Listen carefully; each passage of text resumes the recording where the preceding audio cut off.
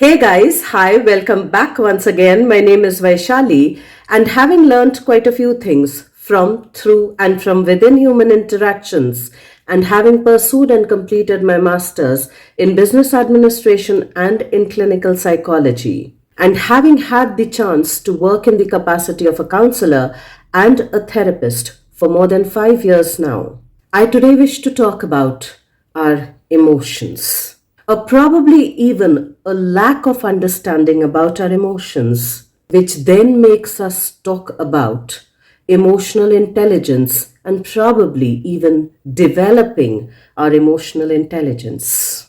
Now, we are sentient beings.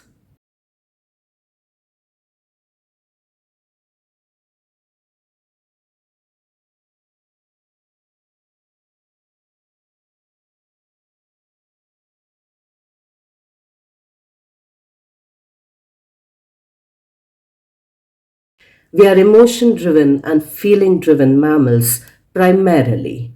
like every other mammal, like probably most other organisms. It is our emotions and our feelings that primarily, or most of the times at least, for a large part of the population, dictate our life, dictate our choices, dictate our decision making.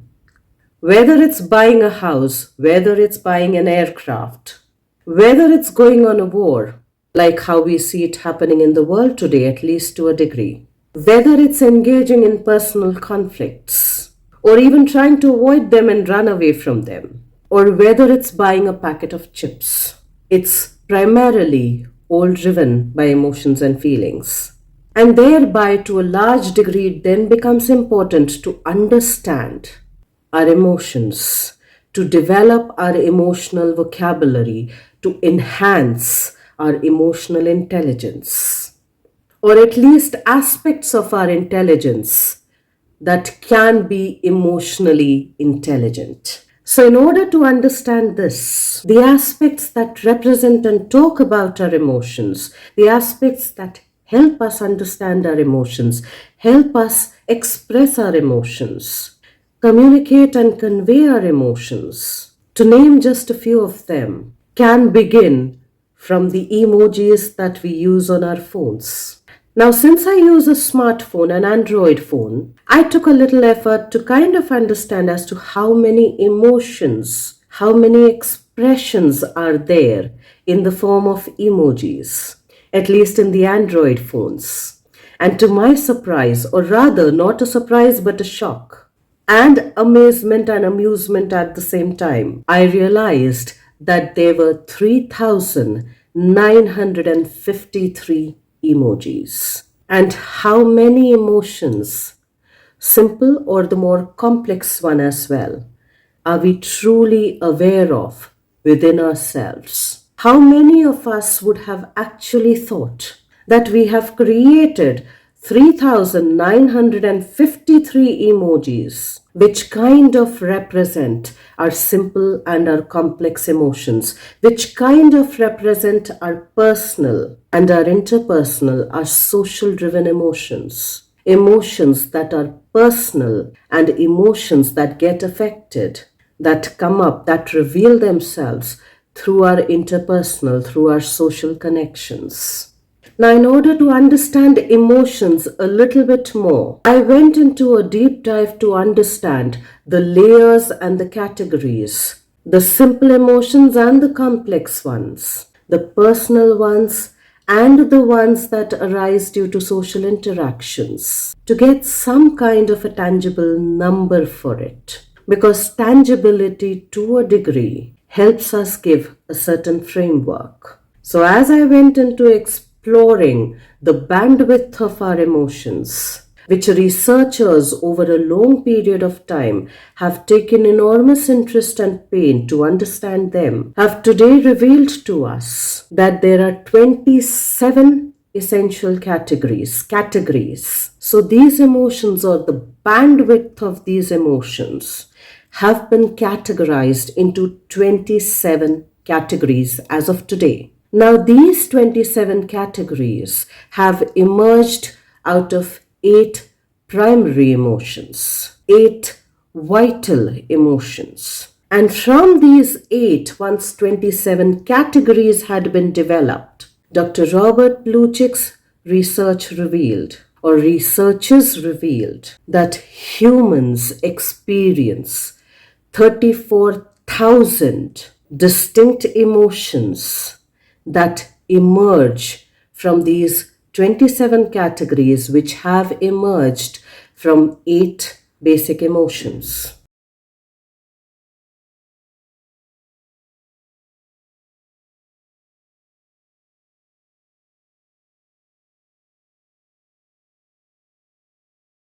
Now that number left me awestruck. That number also made me feel a little stupid about myself. That number also made me a little curious to know more, to explore a little more. That number also left me amazed that there is so much more that we need to understand about ourselves. How many of us can truly claim that we are aware of the 27 broad categories? How many of us can truly claim that we have an expression, that we are consciously aware of the expression, that we have a particular word for a particular expression or for a particular emotion, and in a way that we are aware of all of the 34,000 emotions that we get to experience and feel, that we are actually truly aware of it, that we are actually intelligent enough, wise enough to be aware of all of the 34,000 emotions, which includes the simple ones and the complex ones, which also involves the very personal ones and the ones that we get to experience through social interactions, through interpersonal interactions, the ones that have been shaped by our cultural narratives, the ones that have been shaped by our family narratives, by the exposure of the family with regards to those emotions, or the permission of our family and our communities with regards to expressing or repressing certain emotions, with regards to our religious ideologies that have shaped for us the understanding of our emotions, of our geopolitical situations that shape the narrative of our emotions, that shape the vocabularies of our emotions, the narratives with regards to the gender dynamics, the straight and the LGBTQA dynamics that shape the narrative, the vocabulary, the framework that can help us be both intelligent and a little bit stupid at the same time, in keeping with our emotions, with regards to us understanding or not understanding our emotions. Now, thankfully, since I'm a little curious, I just didn't stop there. I just could not stop there. So I went in to look into the dictionary, and Google told me that our dictionary has 3,000 words to convey different emotions. And how many of us are consciously aware of all of the 3,000 words, of all of the 3,953 emojis, of all of the 27 categories of emotions, of all of the 8 basic emotions, of all of the 34,000 emotions. And again, I might just be a little biased here, but since I found myself to be awestruck and dumbfounded at the same time, I'm assuming that given these numbers, most of us would experience a similar thing, wherein we would experience having two contrasting emotions at the same time in the same breath, which to me is pure fascination, which to me is extremely fascinating. So I've made a note of the few emotions that just kept popping up in my head as I was preparing for this particular video. And some of these emotions are disappointment, cheerful, honor, which again is a complex social emotion linked to shame and pride, disdain, which again is a complex social emotion coming from contempt and scorn. Pride, again a complex emotion, a complex social emotion, coming and arising out of social interactions, interpersonal interactions. Guilt, which is a personal emotion, wherein the person is able to reflect on their thoughts and their actions to be able to take some corrective measures regarding that actions and thoughts. Wherein the vocabulary for that can be, I did something wrong, as opposed to shame, which says, I am wrong. Wherein guilt might also say, I did something bad. Shame says, I am bad, inherently bad. Another emotion that came up was gloom,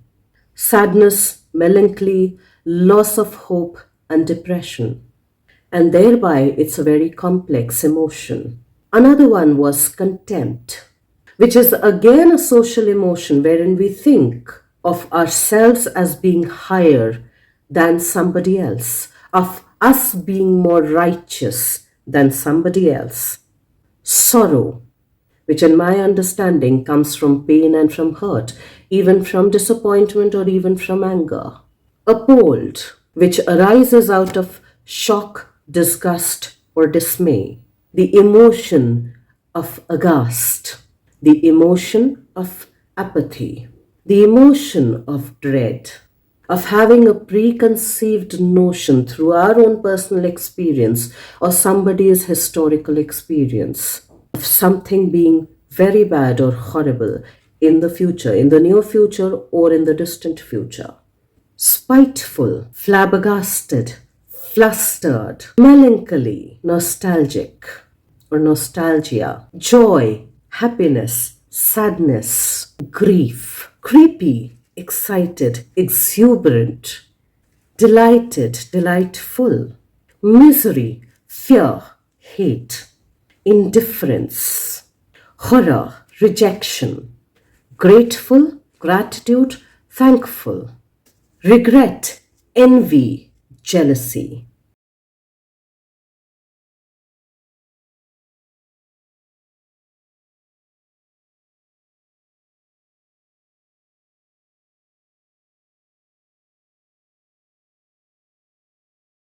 Wherein both of these are complex social emotions, unfortunately, many a times used in the same context. Now, if we just give ourselves the permission to be curious enough, we'll probably allow ourselves the privilege to know the distinction between envy and jealousy, the emotion of pity, of being wonderstruck, of being awestruck, are just some of the very few emotions that a lot of other people have been able to put into words, have been able to give a word to, an expression to, which we can verbally use to express and to communicate something that we are experiencing at that point in time. And many of us, quite unfortunately, given our family's understanding, given our society's understanding, given our culture's understanding, given our religious understanding, given our political understanding, fortunately or not so fortunately, have not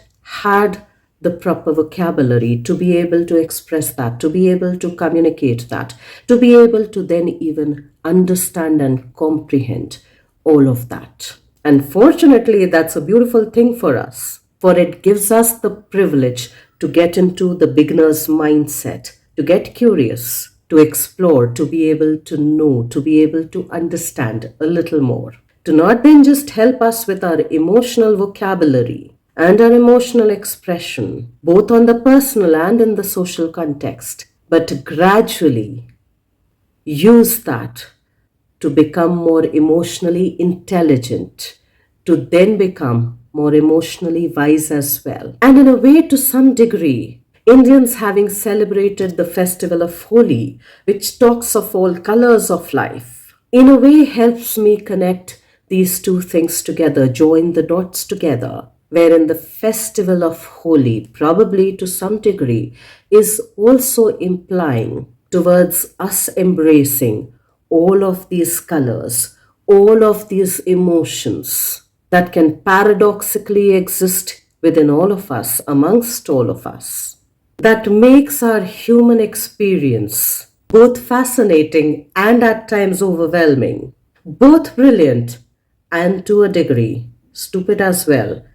at the same time. Maybe the festival of Holi that we just experienced is also an indication to assimilate, to assemble, to embody all of these different colors of emotions, to develop, to enhance our emotional intelligence. For at least in my understanding, without properly developing this aspect about ourselves, we to a degree miss the enriching aspect of being a human, of becoming an enriched human. We to a degree may miss out on embodying the reality of us being sentient beings. Now, to think about ourselves as a sentient being and to actually embody that completely, wholly,